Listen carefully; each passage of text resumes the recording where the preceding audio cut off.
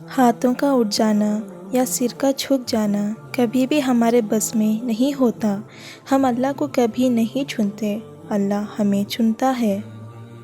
سے مانگ رہے ہو صرف اس وجہ سے کہ تم نہ صبر کیے اور دعا مانگنا نہیں چھوڑے۔ یہ دنیا جو تمہیں ناممکن سے ڈراتی ہے، تمہارے اللہ اکیلے ہی اس دنیا پر بھاری ہے، تو لے چلو اس کے در پر اپنی ہر فریاد کو۔ وہ قادر ہے ناممکن تو ممکن میں بدل دیتا ہے۔ اس کی رضا سے اگر سر جھکا دیتا ہو تو وہ تمہیں چن لیتا ہے اپنے من پسندیدہ بندوں میں۔ تمہارے امید کو اللہ اس لیے برقرار رکھے ہوئے ہیں کیونکہ اس نے تمہیں عطا کرنے کی ساری تیاری کی ہوئی ہے، اور تمہاری تہجد کی دعاؤں کی وجہ سے تمہیں وہ حاصل ہو جائے گا جس کا تمہیں انتظار ہے۔ تو وہ تمہارے سوالوں کے جواب ہوتے ہیں۔ وہ کبھی بھی اپنے بندوں کو تنہا نہیں چھوڑتا۔ صبر کرو اس نیت سے کہ اللہ تمہیں دیکھ رہا ہے، وہ تم کو خالی ہاتھ نہیں لوٹائے گا۔ یقین رکھو اللہ سے کی گئی اپنی دعاؤں پر، پھر اللہ ہو بہو وہی دے گا جو تم نے مانگا ہے، اور پھر ایک دن تمہارے صبر کا صلہ تمہیں مل جائے گا اور تمہیں تمہاری چاہت سے نواز دیے جائے گا۔ یہ بات ہمیشہ یاد رکھو کہ دنیا کی محبت سے رب نہیں ملتا، بلکہ رب کی محبت سے دنیا اور آخرت دونوں مل جاتی ہیں۔ خود کو اللہ کے سپرد کر دیں، پھر جو چاہیں، جو چیز آپ کو پسند ہے، جس وقت آپ کو چاہیں، آپ کو جھولی میں بغیر کہے ڈال دی جائے گی۔ اسے یاد ہے سب تمہارے راتوں کا اٹھ اٹھ کر دعائیں کرنا، وہ جلد ہی معجزے کر کے تمہیں تمہارے من پسند چیز سے ملوا دے گا۔ جب اللہ تم سے کہہ رہا ہے کہ مجھ سے مانگو میں دوں گا، تو کیا تمہیں یاد قبولیت کی دلیل نہیں لگتی؟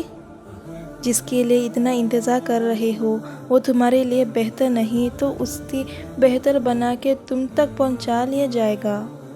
اللہ قبولیت کی منزلوں سے پہلے تمہیں انتظار سے گزرتے ہیں۔ وہ آزمائش اسی کو دیتا ہے جسے وہ ایمان کے لیے چن لیتا ہے۔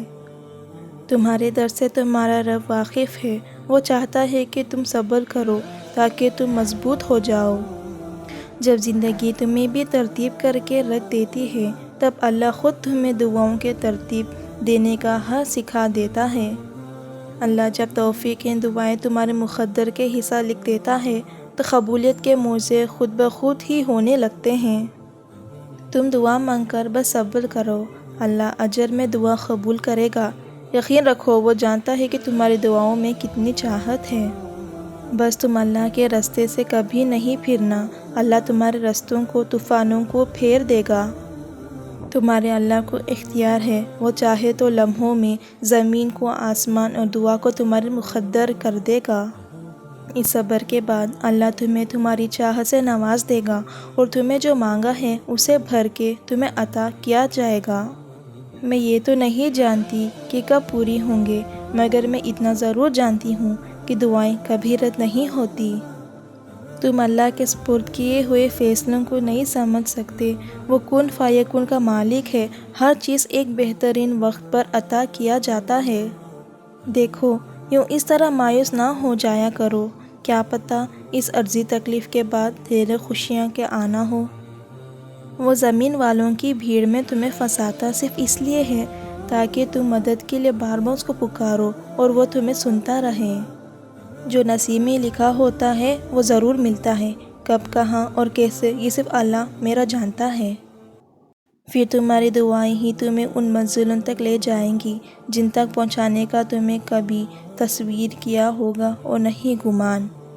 یہ کوئی اتفاق نہیں، یہ اللہ کی رضا ہے۔ تمہارے لب پہ آنے والی ہر دعا قبولیت کی دعا ہے۔ اگر دل کا سکون چاہتے ہو تو ان معاملات کو اللہ کے حوالے کرنا سیکھو جنہیں تم بدل نہیں سکتے۔ جب بات تہجد تک پہنچ جائے پھر ناممکن کچھ بھی نہیں رہتا، وہ بھی حاصل ہو جاتا ہے جس کی امید نہ ہو۔ تہجد میں مانگی گئی دعائیں رد ہو جائیں یہ تو ناممکن ہے، بات ہے تم سے منانے کے لیے اپنی نیند قربان۔ اللہ تمہاری زندگی سے گزرنے والے ہر واقعے سے واقف ہے، بس وہ چاہتا ہے کہ تم سب کچھ اس پر چھوڑ دو۔ جہاں اتنا مانگا ہے وہاں ایک بار پھر مانگ لو، ممکن ہے تمہاری یہ آخری دعا ہی معجزوں کی دعا ہو۔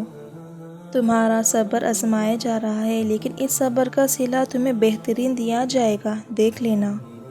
جب رات کے آخری پہر اللہ تمہیں خود چنتا ہے تہجد پڑھنے کے لیے، تو پھر سوچو وہ تمہیں خالی ہاتھ کیسے لوٹائے گا۔ جس ذات نے تمہیں دعا مانگنے کی توفیق دی ہے، تو اس دعا کو قبول بھی وہی ذات کرے گی۔